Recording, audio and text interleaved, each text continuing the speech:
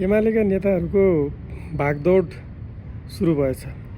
पटक पटक मन्त्री सांसद भएर त्यही ठाउँमा बजेट थुपारेर एकदमै क्षेत्र सुरक्षित गरेका ठाउँ छाड्दै भाग्दै गर्न थालेछन्।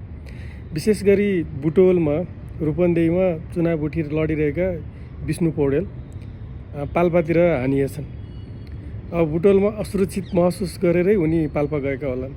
पहिले कुनै बेला एकपटक चाहिँ पाल्पाबाट पनि विजयी भएका रहेछन्। तर अहिले अब उनको त्यो क्षेत्र परिवर्तनको पछाडि डर हो।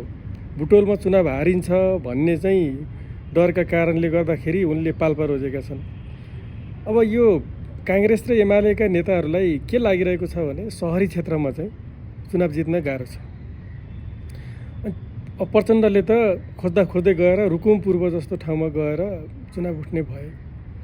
अब यो जसरी भए पनि चुनाव जित्नै पर्ने, कहाँ जितिन्छ भनेर खोजेर हिँड्ने यस्ता नेताहरू शासकीय केन्द्रमा पुगेपछि अनि कसरी हाम्रो शासन राम्रो हुन्छ? नेता त यस्तो हुनु पर्यो, नेपालको जुनसुकै ठाउँमा गएर पनि चुनाव जित्न सक्ने आँट हुनु पर्यो, जुन चाहिँ वर्षौँदेखि परीक्षण भइरहेका छन्। आफ्नो क्षमताले परीक्षण भएर अब जहाँबाट पनि जित्न सक्ने